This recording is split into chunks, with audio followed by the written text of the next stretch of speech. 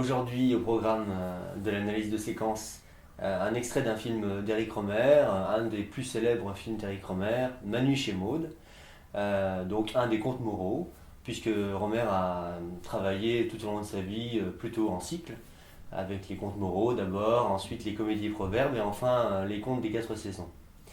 Manu chez Maud, c'est le troisième des contes moraux, mais il a été tourné en quatrième.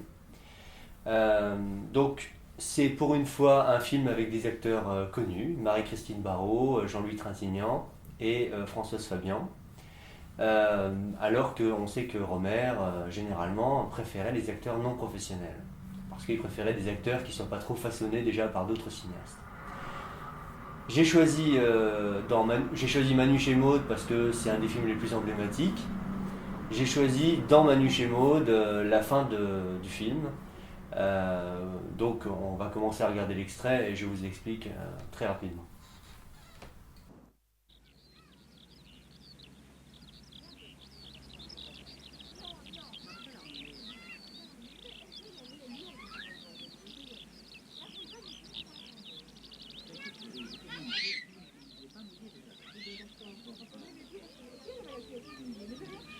Tiens, c'est vous. Il y a longtemps que vous êtes ici? Nous venons d'arriver. Vous êtes la dernière personne que je m'attendais à rencontrer. Pourtant, nous venons tous les ans. Voilà, alors nous sommes à la fin du film. Manu chez Maud raconte l'histoire d'un homme, comme dans la plupart des contes moraux, d'un homme qui hésite entre deux femmes. Ici, Jean-Louis Trintignant hésite entre la blonde Marie-Christine Barrault, qui va représenter plutôt la femme au foyer, la femme qu'il va épouser, avec laquelle il va avoir des enfants, et Françoise Fabian, la femme brune, qui va représenter plutôt l'amour-passion, donc c'est-à-dire qui va représenter un peu la maîtresse, qui va représenter voilà, la passion amoureuse.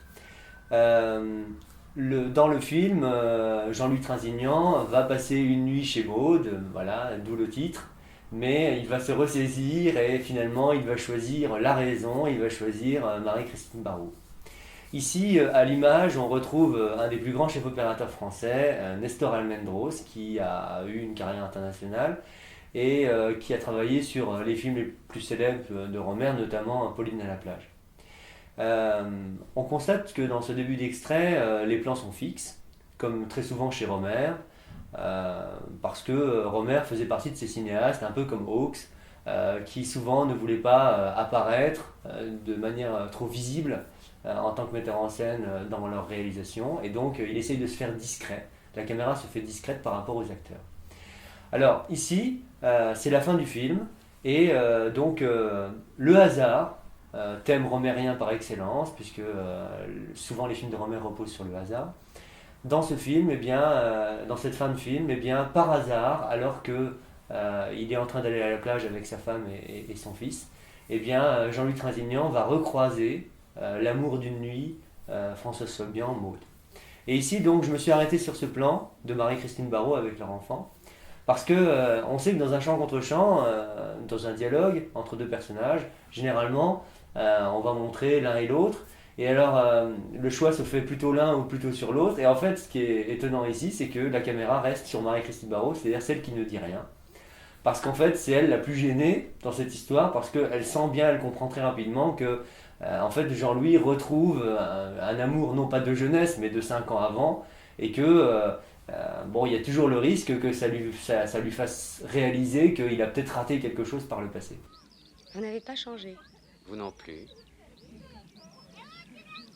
Vous connaissez ma femme? Oui, oui, nous nous connaissons, enfin de vue. Mes félicitations. Pourquoi ne m'avez-vous pas envoyé de faire part? Ici, on vient de voir, là pour le coup, qui va contraster avec les plans fixes, un mouvement de caméra à l'épaule, tentative un peu de panoramique pour essayer de mettre dans le même plan les deux femmes. Mais comme chacune représente un monde complètement distinct pour Jean-Louis, eh bien, elles ne peuvent pas rester dans le même cadre. C'est pas possible, c'est inconciliable. Et donc, la blonde ne peut pas rester aux côtés de la brune, donc elle passe de manière très fugitive dans le cadre, mais finalement, celle qui reste dans le cadre et qui prend le plus d'importance à ce moment-là, et notamment dans l'esprit de Jean-Louis, c'est Françoise Fabian, c'est la brune. Voilà. Donc, cette tentative de les avoir réunis est ratée. J'ignorais votre adresse. Vous auriez pu me téléphoner avant mon départ. Je l'ai fait, je crois. Et donc, vous constatez que ici, d'un côté, vous avez la femme brune inaccessible parce que c'est un peu le fantasme de Jean-Louis. Et puis de l'autre côté, vous avez, dans le même cadre, donc le mari et la femme. La représentation, en plus, le mari en hauteur, alors c'est accentué par le fait que c'est en pente, le terrain. Et donc, parce qu'en fait, il n'est pas aussi grand que ça, Jean-Luc Trintignant, par rapport à Marie-Christine Barrault. Mais c'est la représentation classique de la famille. Vous remarquez aussi que Françoise Fabian, elle a les cheveux lâchés, donc le côté un petit peu plus libéré, alors que Marie-Christine Barrault, elle a la coiffure, le foulard sur les cheveux, c'est-à-dire c'est plus la ménagère. Donc on a l'image un peu typique de la famille. Là il manque l'enfant, mais il va apparaître dans le plan, vous allez voir. L'image typique de la famille, l'homme plus grand que la femme, et puis la femme avec son fichu sur la tête, etc. Donc ce qui est terrible pour Jean-Louis à ce moment-là, c'est que viennent se confronter l'amour-passion, c'est-à-dire on revoit tout à coup Françoise Fabian, et puis ça vient contraster terriblement avec le petit train-train quotidien de la famille, l'amour-raison, avec Marie-Christine Barrault. Inutile de mentir. J'ai bonne mémoire. Vous m'avez lâché ignominieusement. Enfin, vous aviez vos raisons. Alors, comme on l'a annoncé, ce qui était logique et qui arrive, c'est que dans le même plan, il ne faut surtout pas changer de plan parce que ça fait partie de la même unité, ce panoramique pour continuer ce plan et descendre sur l'enfant qui vient terminer ce portrait idyllique ou pas de la famille. Excusez-moi. Je vous rejoins. C'était elle. Comme c'est bizarre, j'aurais dû y penser. Elle? Oui, votre femme, Françoise. Mais je ne vous ai jamais parlé d'elle. Et comment? De votre fiancée blonde, catholique. J'ai bonne mémoire, vous savez. Comment aurais-je pu vous parler d'elle puisque je ne la connaissais pas? Mais pourquoi mentir? J'ai fait sa connaissance le lendemain même du soir où je suis allé chez vous. Du soir? Ici, impossible de réunir Françoise Fabian et Jean-Louis Trintignant dans le même cadre, puisqu'ils sont maintenant, ils ont toujours été, mais ils sont encore plus maintenant dans des dispositions totalement différentes. L'un bien installé dans son couple, l'autre qui restera comme ça, avec ce caractère un peu libertin, ce qui fait d'ailleurs qu'elle s'est remariée, mais qu'en fait ça ne va toujours pas, parce que ça ne convient pas à cette liberté. Ils sont chacun séparés dans leur cadre. Vous voyez que elle apparaît, alors grâce à Nestor Almendros aussi, magnifique. Hein, elle est lumineuse, elle est pourtant brune. Alors c'est pas la blonde, cette fois-ci c'est pas la blondeur, mais cette femme brune, elle est lumineuse dans ce plan. Et Jean-Luc Trintignant, lui, dans son cadre, il paraît complètement un peu étriqué. Il sait pas quoi faire de ses mains, d'ailleurs, il joue avec des cordages comme ça. Et donc voilà. Et l'opposition entre la femme brune et la femme blonde, bon, on retrouve ça déjà chez Murnau. Et on sait que Romer a été fasciné par Murnau et notamment l'Aurore, un des plus beaux films du monde. Donc Romer a d'ailleurs consacré tout un ouvrage à l'organisation de l'espace dans le film Faust de Murnau. Et on sait que l'opposition brune et blonde, eh bien, ça marquera encore d'autres cinéastes par la suite, notamment Lynch, chez qui c'est complètement récurrent. Vous voulez dire de la nuit? De notre nuit? Je n'ai rien oublié, vous ne cessiez de me parler d'elle. Elle vous a parlé de moi? Non? Vous êtes toujours cachotier. Bon, ne remuons pas les cendres froides. C'est loin tout ça. Et pourtant c'est fou ce que vous n'avez pas changé. Vous non plus. Et en même temps ça me semble terriblement loin. Pas plus loin qu'autre chose, pas plus loin que tout, en fin de compte. Au fait, vous savez que je suis mariée? Mes compliments. Oh, il n'y a pas de quoi, ça va mal. Oui, ça va mal en ce moment. Je ne sais pas comment je fais mon compte, mais je n'ai jamais eu de chance avec les hommes. Ça me fait plaisir de vous revoir. Même si c'est pour apprendre que... Bon, je vois que je vous embête en parlant de ça. Ici, je trouve que l'extrait contraste avec les clichés qu'on peut avoir sur Romer, c'est-à-dire des discussions philosophiques ennuyeuses qui durent des lustres, puisque ici, bon, finalement, la discussion est assez courte. Tout ce qui doit être dit est dit rapidement. Et puis, c'est le contraire d'une discussion ennuyeuse, c'est finalement la prise de conscience par Jean-Louis, peut-être qu'il a raté l'amour de sa vie. De la même façon que pour elle, eh bien, c'est la prise de conscience, peut-être qu'elle a raté quelque chose avec lui. Et puis, c'est donc l'image de Françoise Fabian, les cheveux au vent, comme ça, c'est un peu une image un peu idyllique. Et puis Nestor Almendros n'a jamais été aussi à l'aise que quand il filme des extérieurs. On sait que dans sa carrière américaine, lorsque notamment il travaille avec Terrence Malick, il est surtout à l'aise dans Les Moissons du ciel, quand il filme comme ça les champs avec l'invasion des criquets. Et ici, il est particulièrement toujours très à l'aise pour filmer les gens dans les décors naturels. D'ailleurs, c'est ce que Romer aimait beaucoup chez Murnau, notamment par exemple le fait que dans Nosferatu, eh bien, Murnau avait déjà pris la liberté de mélanger studio avec extérieur naturel. Au revoir. Au revoir. Vous restez longtemps dans la région? Non, non, nous repartons ce soir. Alors ici on vient de voir que nouvelle tentative pour essayer de rassembler dans le même cadre Françoise Fabian et Jean-Louis Trintignant, on en a vu une tout à l'heure, et encore une fois c'est raté, parce que voilà, il y a juste la poignée de main où on arrive à les rassembler, mais en fait ils font partie de mondes tellement différents, et puis surtout ils ont raté leur occasion d'être ensemble. L'occasion c'était Manu chez Maud, et ça a été, Jean-Louis a finalement refusé cette opportunité. Et ensuite le film parle du pari de Pascal, c'est-à-dire le fait que on peut faire, si on fait le pari de Dieu, il y a très peu de chances pour que Dieu existe, mais que si jamais il existe, eh bien le gain sera infini. Et donc on parle dans Manu chez Maud d'espérance mathématique, et du fait que parfois on a intérêt à choisir quelque chose qui a peu de chances de se produire, parce que même si ça a peu de chances de se produire, le gain sera infini, alors que, donc c'est ce qui se passe ici dans ce film, choisir Françoise Fabian, il y a peu de chances que ça marche, mais si ça avait marché, le gain aurait été infini. Par contre, il y a beaucoup plus de chances que ça marche avec de choisir Marie-Christine Barrault, que ça arrive, qu'il puisse être avec elle, mais par contre le gain avec Marie-Christine Barrault dans le film avec Françoise est beaucoup plus faible. Donc c'est ça qui est très intéressant. Vous venez quelquefois à Clermont? Non, jamais. Et vous, à Toulouse? Jamais. Eh bien, peut-être dans 5 ans. Oui, c'est ça, dans 5 ans. Filez vite, votre femme va croire que je vous raconte des horreurs.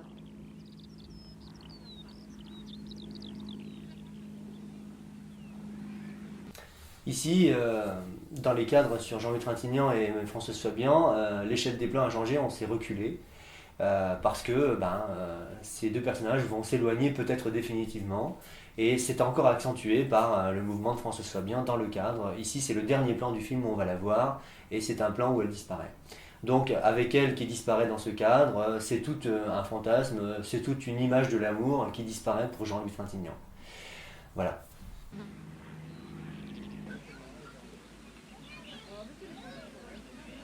Elle te fait ses amitiés. Elle reprend le bateau ce soir avec son mari. C'est curieux, je ne savais pas que vous vous connaissiez. Quand elle a quitté Clermont, je ne te connaissais pas. Oh, je venais juste de faire ta connaissance. Nouvelle entorse ici au plan fixe de Romer. Ici, alors ce n'est pas un travelling, c'est un zoom avant. On le constate notamment par le changement de profondeur de champ. Et ici, donc, ce zoom permet d'isoler Françoise.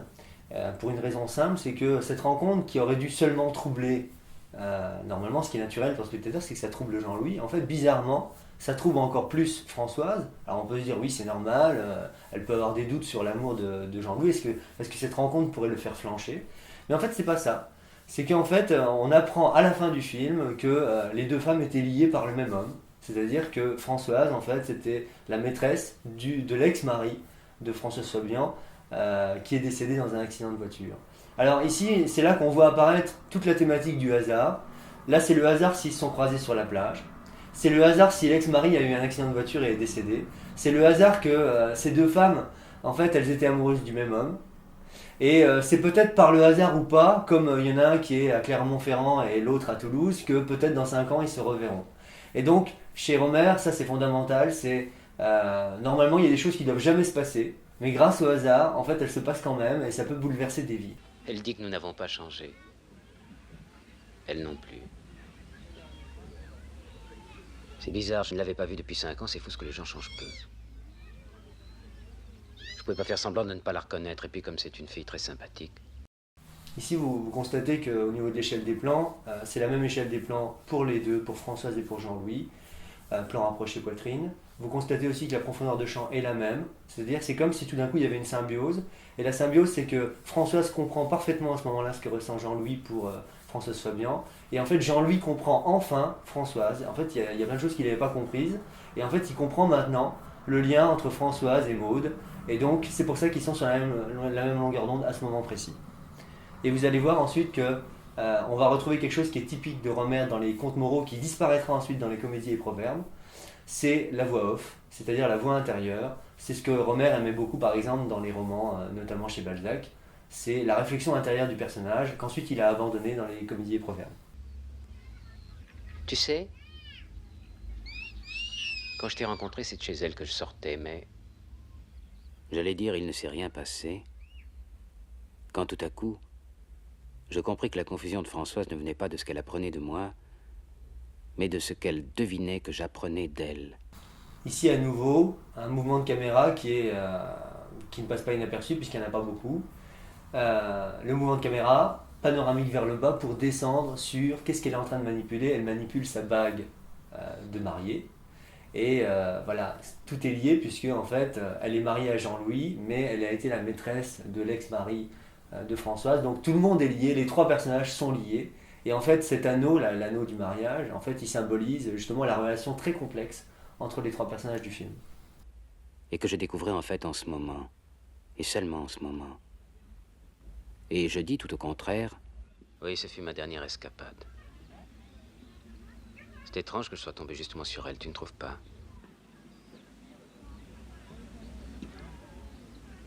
Maintenant que tout est résolu, eh bien, on va le ressentir dans la mise en scène.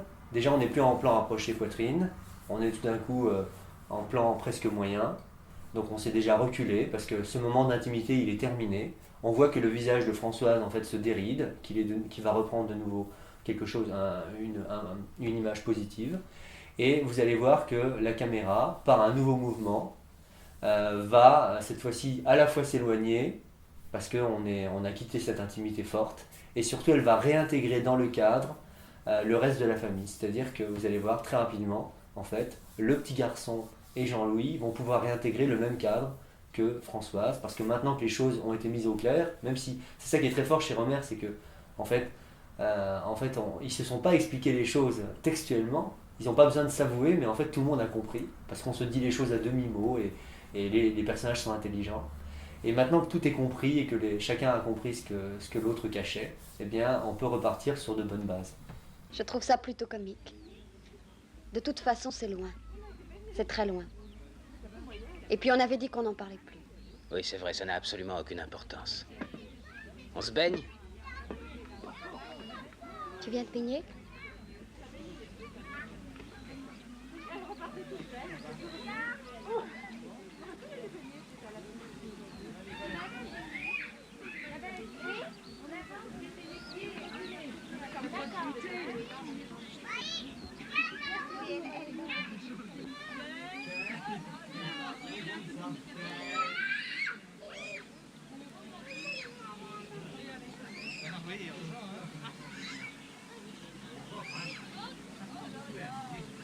Les trois personnages sont à nouveau réunis dans le même cadre pour reconstituer ce portrait de nouveau idyllique. Après ce passage un peu de tempête, on voit ça d'ailleurs dans l'Aurore, hein, la tempête du couple qui bouleverse un peu tout, mais après on retrouve la stabilité.